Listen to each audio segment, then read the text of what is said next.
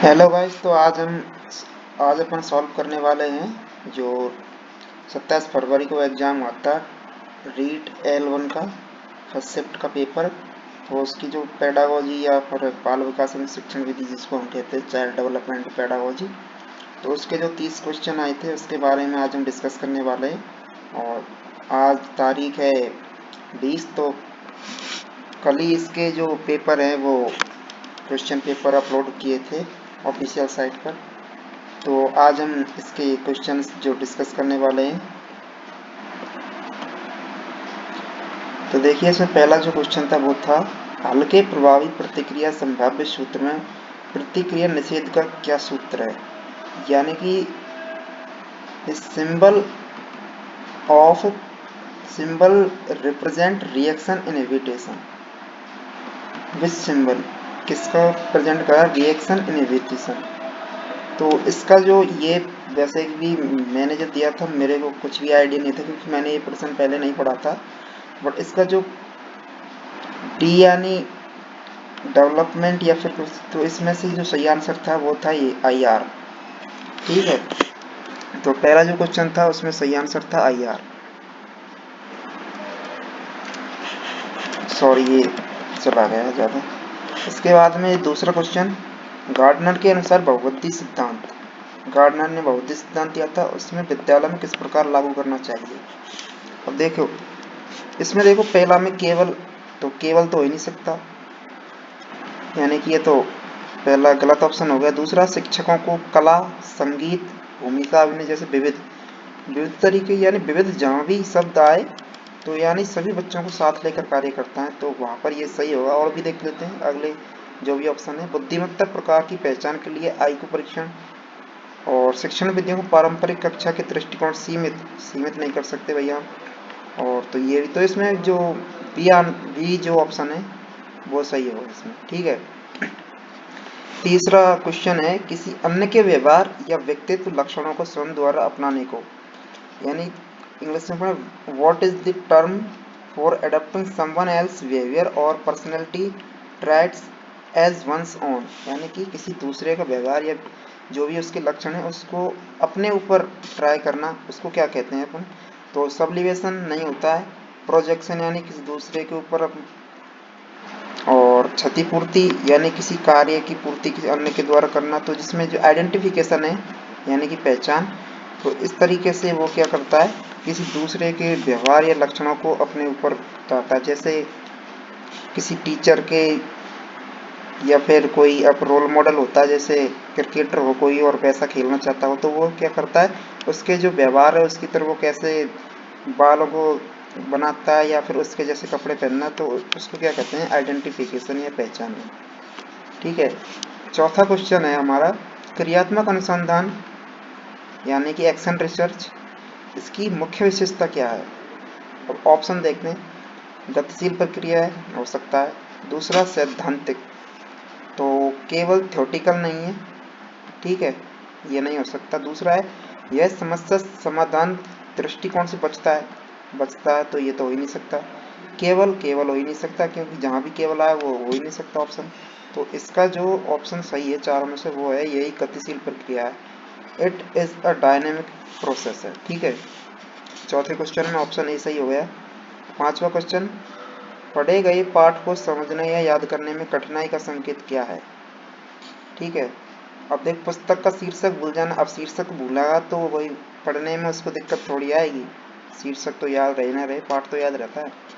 दूसरा है पढ़े गए पाठ के मूल तथ्य, बिल्कुल मूल तथ्यों को याद करने में असमर्थ है तो वो समझने में कठिनाई आएगी, बिल्कुल।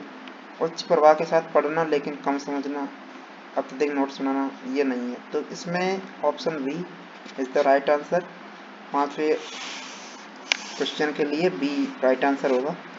छठवां क्वेश्चन, गिलफोर्ड के मानव बुद्धि की संरचना के 3 बुनियादी मापदंडों में शामिल नहीं है। ऐसे क्वेश्चनों में जो है या नहीं है ध्यानपूर्वक देखना चाहिए। तो अब देखिए वैसे हिंदी से ज़्यादा इंग्लिश में करते हैं, देख कंटेंट है, प्रोडक्ट और ऑपरेशन, इसमें जो स्पेसिफिक फैक्टर है ये इसमें नहीं है, तो इसका जो ऑप्शन है वो हो जाएगा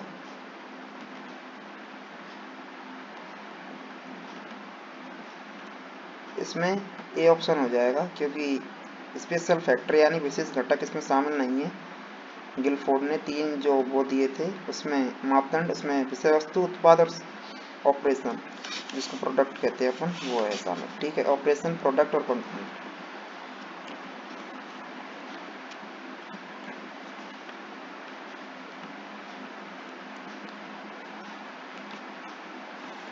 इसके बाद में 7वां क्वेश्चन, सतत एवं व्यापक मूल्यांकन के अंतर्गत व्यापक, जैसे कि व्यापक से पता चल रहा है केवल, तो केवल तो हो ही नहीं सकता। ठीक है, केवल इसमें तीसरे ऑप्शन में केवल दे रखा है। जहाँ पर केवल दिखे वो सिर्फ एक पर्टिकुलर एस्पेक्ट होता है, तो उसको क्वेश्चन को हम पहले ही गलत कर सकते हैं। ठीक है, सीमित करना, सीमित नहीं कर सकते हम। तो यहाँ पर क्या हो जाएगा, समग्र विकास, जिसमें संज्ञानात्मक, शारीरिक, सामाजिक, भावनात्मक पहलू शामिल होते हैं, उसको हम व्यापक से यही है। तो इसमें कौन सा ऑप्शन हो जाएगा, बी। ठीक है, ऐसे जो ऑप्शंस होते हैं उनको एलिमिनेट करके भी हम सही ऑप्शन तक पहुंच सकते हैं। ठीक है, एक कौन सा समायोजन तंत्र हताशा को बाहरी स्रोतों पर थोपता है, हताशा को बाहरी स्रोतों पर थोपना, बाहरी स्रोतों पर थोपेंगे तो क्या हो जाएगा, बहिर्दंडात्मक, भाई उदात्तीकरण तो किसी को, वो अंतर्दंडात्मक यानी खुद पर ही थोपना।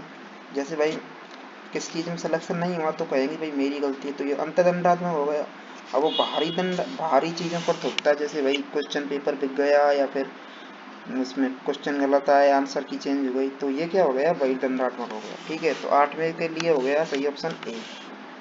फिर है 9वां क्वेश्चन, मास्लोज हायरार्की यानी मास्लो का आवश्यकता पदानुक्रम सिद्धांत के अनुसार शीर्ष पर क्या होता है। अब बिल्कुल आसान सा क्वेश्चन है, कोई दिक्कत नहीं वाली बात नहीं है। हायरार्की, मैस्लोज की जो हायरार्की थी उसने जो ये आवश्यकताएं बताई थी, उसमें सबसे पहले सेल्फ एक्चुअलाइजेशन, उसके बाद में एस्टीम नीड, फिर लव एंड बिलोंगिंग, और फिर सेफ्टी नीड, और सबसे नीचे जो थी वो थी फिजियोलॉजिकल नीड। अब देखो इसमें कौन कौन सी दे रखी है, सेफ्टी नीड दे रखा है, सेल्फ एक्चुअलाइजेशन, सेल्फ एस्टीम, अब इसने एस्टीम को सेल्फ एस्टीम लिख दिया बिल्कुल, और फिजियोलॉजिकल ये तो सबसे नीचे की है। जो सेल्फ एक्चुअलाइजेशन यानी कि ऑप्शन नंबर सी, ये सबसे उच्च पदानुक्रम होता है, यानी कि शीर्ष पर होता है। ठीक है, तो 9वें क्वेश्चन के लिए option C is the right answer. 10वां क्वेश्चन, निम्नलिखित में से कौन सी एक पिछड़े बालक की विशेषता है। पिछड़े बालकों की विशेषता क्या होती है, पिछड़ा बालक, पिछड़े बालकों की विशेषता औसत से ऊपर, ये तो हो ही नहीं सकता। समवयस्क वर्ग से उच्च बौद्धिक क्षमता नहीं हो सकती, तो फिर वो पिछड़ा नहीं हो सकता। इसके बाद में औसत मानसिक और शैक्षिक आयु समवयस्क वर्ग से निम्न, बिल्कुल। भाषा कौशल की निपुणता, ये तो ऑप्शन है ही नहीं, गलत ऑप्शन है। तो ये समवयस्क यानी उसके जो साथी है उनसे निम्न होगा, तो वो क्या होगा, पिछड़ा बालक होगा। तो 10वें में option number C is the right answer. इसके बाद में 11वां क्वेश्चन, अधिगमकर्ता की मूलभूत क्षमता और योग्यता में क्या शामिल है। अब देखो यहाँ पर दो शब्द हैं, एक तो क्षमता और एक योग्यता। अब विषय पर पूर्ण अधिकार, तो इसमें क्षमता है, ये योग्यता नहीं है। ठीक है, तत्परता और इच्छा शक्ति से इसका कोई लेना देना नहीं है। शिक्षार्थी की अंतर्निहित क्षमता और कौशल, जी हाँ, तो इसमें शिक्षक के साथ समायोजन, ये तो हो ही नहीं सकता। तो ऑप्शन नंबर सी इसका बिल्कुल राइट आंसर होगा, क्वेश्चन नंबर 11वां का सी। 12वां, अभिप्रेरणा के व्यवहारवादी अधिगम, कौन सा, व्यवहारवादी के अनुसार व्यवहार को आकार देने वाला एक प्रमुख, अब व्यवहारवादी जो भी वो हुए हैं मनोविज्ञान, तो उन्होंने क्या, पुनर्बलन को सर्वश्रेष्ठ माना है। तो इसमें क्या होगा, ऑप्शन नंबर सी। प्रवृत्ति, ये तो मूल प्रवृत्ति की बात, ये गलत। और सामाजिक अंतक्रिया संज्ञा, तो ऐसा उन्होंने पुनर्बलन को सबसे ज्यादा बल दिया है। तो option C is the right answer होगा 12वें के लिए। इसके बाद में 13वां क्वेश्चन, व्यक्तित्व की संकल्पना में सम्मिलित, संकल्पना में कौन सा सम्मिलित नहीं है, नहीं है। ठीक है, अब देखो physical dynamic determination of unique adjustment of to environment और स्टैटिक ऑर्गेनाइजेशन। देखो ये इस क्वेश्चन का आंसर पता नहीं है मेरे को, मैं भी इसमें कुछ क्या करके आया था पता नहीं है, तो इसके लिए इसको देखना पड़ेगा क्या है इसका आंसर। आगे चलते हैं अपन।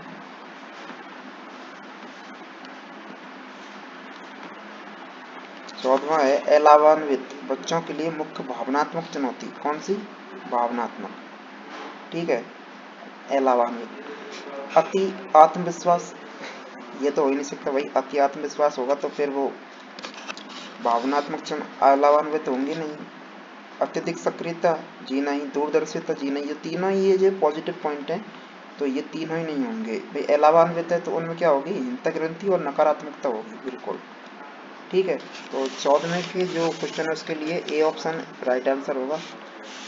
15वां क्वेश्चन, बर्ट के अनुसार शैक्षिक लब्धि, शैक्षिक लब्धि के लिए जो सूत्र क्या होगा ये पूछा है इसमें 15 क्वेश्चन। तो अपन जो बुद्धि लब्धि होती है उसके लिए सूत्र होता है MA/CA/100, ठीक है। MA/CA/100। अब देखिए इसमें उसमें बुद्धि लब्धि होती है, इसमें शैक्षिक लब्धि है, तो इसमें एजुकेशन ये EA कर दो, इसमें EA/CA/100, तो इसमें क्या हो जाएगा? B। ये C और D तो हो ही नहीं सकते क्योंकि इनसे 100 नहीं है, और पहला और दो ऑप्शन बचे तो इसमें से B होगा, एजुकेशन EA/CA/100, ठीक है। उसके बाद में पूर्व संक्रिय जो 15वां है उसके लिए भी होगा। 16वें क्वेश्चन क्या है? पूर्व संक्रियात्मक अवस्था के दौरान कौन सी क्षमता विकसित होती है?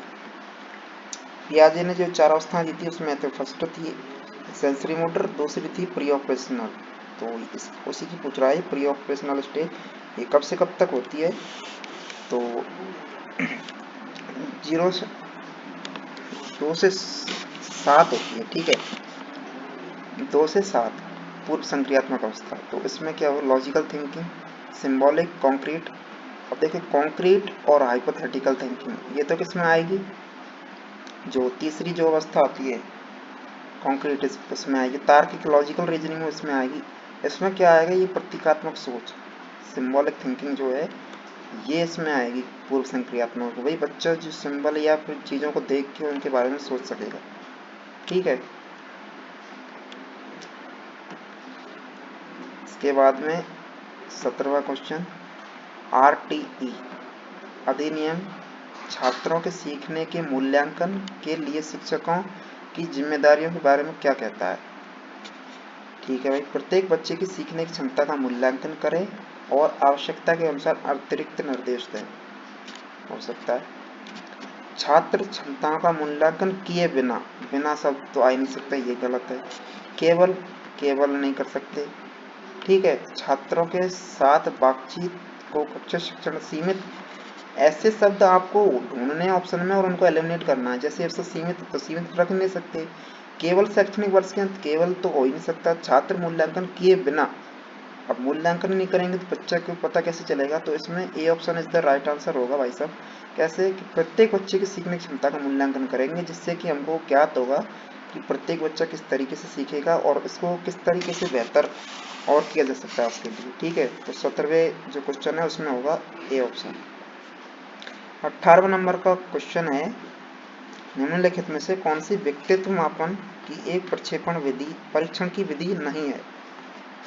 यहाँ पर देखो नहीं है पूछा है, इसका मतलब प्रक्षेपणी नहीं है, अप्रक्षेपी विधि है कोई सी। अब देखिए शब्द साहचर्य विधि, तो इसमें क्या होता है? शब्द को दूसरे पे वो बताता है, तो इस ये प्रक्षेपण विधि है। विषय टेट, TAT थैमेटिक एप्रिसिएशन टेस्ट, ये भी प्रक्षेपी विधि है। और सेंटेंस कंप्लीट, इसमें भी सेंटेंस को कंप्लीट करा जाता है, ये भी प्रक्षेपी विधि है। इसमें जो रेटिंग स्केल है ये अप्रक्षेपी विधि है। तो क्वेश्चन नंबर 18 के लिए ऑप्शन सी राइट आंसर होगा। इसके बाद 19वें नंबर का क्वेश्चन, विकास के सिद्धांत के अनुसार मस्तकोन्मुखी विकास का अर्थ क्या है? मस्तकोन्मुखी यानी सेफेलोपोडल विकास शरीर के निचले हिस्से से सिर की ओर बढ़ता है, ये गलत है। निचले हिस्से से सिर की ओर थोड़ी बढ़ता है, ये गलत हो गया। सिर से शुरू होता है और पैरों की ओर बढ़ता है, ठीक है, हो सकता है। आगे देखते हैं। अंगों से शुरू होता है और अंदर की ओर होता है। ये नहीं, ये भाई अंदर से शुरू होता है, वो दूसरा होता है।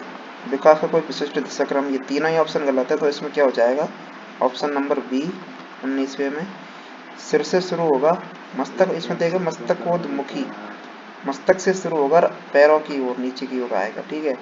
तो 19वें में option B is the right answer. आगे बढ़ते हैं। 20वां क्वेश्चन क्या है, एनसीएफ 2005 के अनुसार बाल केंद्रित शिक्षा का मुख्य फोकस क्या है बाल केंद्रित शिक्षा में, पाठ्य पुस्तक की सामग्री को याद करना, ये तो गलत है बिल्कुल भी। बच्चों के अनुभव, आवाज और सक्रिय भागीदारी को महत्व देना, हो सकता है। पारंपरिक विधियों को सख्ती से पालन, बिल्कुल नहीं कर सकते आप। छात्रों के बीच प्रतिस्पर्धा बिल्कुल नहीं कर सकते। तो ऑप्शन क्या बचा है इसमें, बी ऑप्शन, ठीक है। 21वें नंबर का क्वेश्चन, एडीएचडी वाले छात्र, अब ये क्या है पता नहीं था, सीखने में मदद के लिए कौन सा शिक्षण तरीका सुझाया गया है। केवल मौखिक निर्देश, अब केवल तो इसमें हो नहीं सकता। किसी भी दृश्य सामग्री के उपयोग से बचना,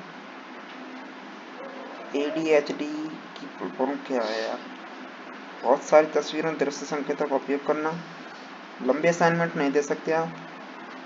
इसमें शायद ये ऑप्शन सी राइट आंसर होगा,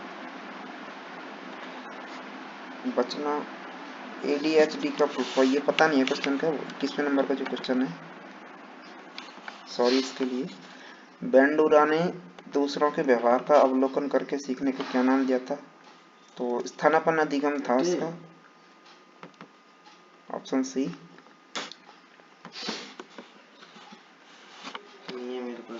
इसके बाद में जेम्स ड्रेवर के अनुसार परिमाणवादी परिकल्पना को किस प्रकार कल्पना में वर्गीकृत किया गया है। परिमाणवादी यानी कि which type of imagination is classified under pragmatic imagination of James Drever. तो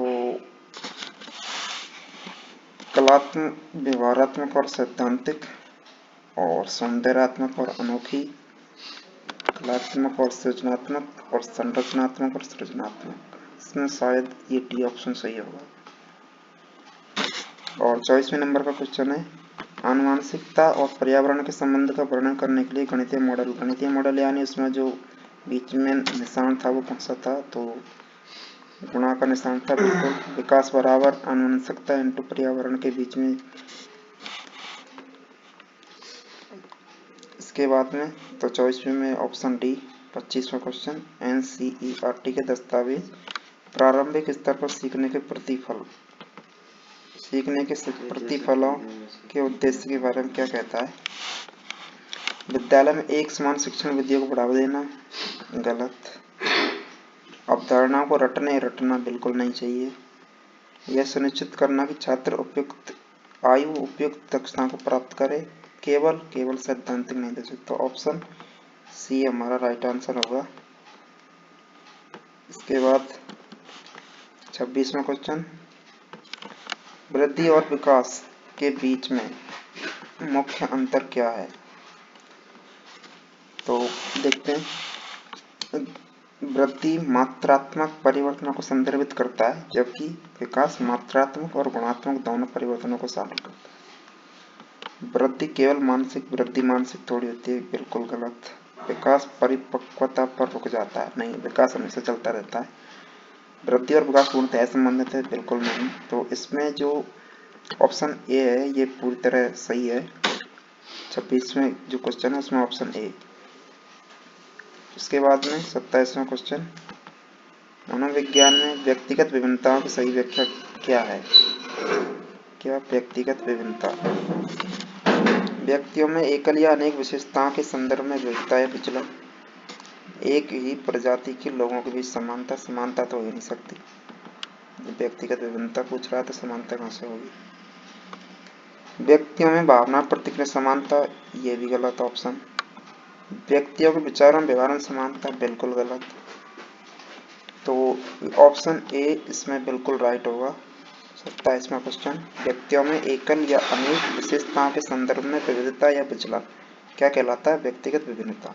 ओके गाइस, 28वां नंबर का क्वेश्चन, कौन सा सिद्धांत निजी भाषण यानी प्राइवेट स्पीच और पर्यावरणीय संदर्भों के प्रभाव को महत्व देता है, यानी कि environmental context and private speech को महत्व देता है निजी भाषण पर। तो पियाजे का संज्ञानात्मक विकास का सिद्धांत था, गलत। दोनों सिद्धांत होने से तो वाइगोत्स्की जो है वो निजी इनर स्पीच की बात करता है, तो इसमें वाइगोत्स्की होगा।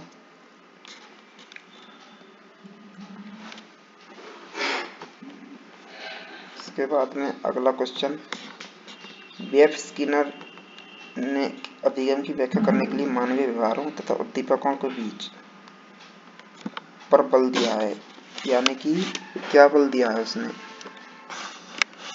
स्किनर ने अधिगम की व्याख्या करने के लिए मानव के व्यवहार तथा उद्दीपक के बीच आधारभूत विश्लेषण, फंडामेंटल फंक्शनल, तो आई थिंक इसमें फंक्शनल एनालिसिस होगा, ऑप्शन बी। और इसके बाद में अंतिम क्वेश्चन है कि 30वां प्रश्न, जो कि अंतिम प्रश्न है, अधिसंज्ञानात्मक कौशलों के अंतर्गत निगरानी में क्या शामिल है? किसी कार्य को कितना समय देना है, इसका निर्णय लेना, प्रश्न पूछना, जैसे क्या समझ में आ रहा है, प्रतिक्रिया के बिना तो हो ही नहीं सकता, कार्य की कठिनाई को अनदेखा नहीं हो सकता, ठीक है। किसी कार्य को कितना समय देना है, इसका निर्णय लेना, प्रश्न पूछने से क्या समझ में आ रहा है, निगरानी। Asking question like is this making sense, deciding how much time to give to a task, निगरानी करना, इसमें यही शामिल हो सकता है, ऑप्शन बी। तो ये 30 क्वेश्चन थे। इसके बाद में हिंदी के क्वेश्चन अपना अलग से सॉल्व करेंगे। तो इस वीडियो में इतना ही। अगर वीडियो पसंद आई तो लाइक और चैनल को सब्सक्राइब जरूर करना, ताकि आगे भी आपको ऐसी वीडियो मिलती रहे। तब तक के लिए बेस्ट ऑफ लक।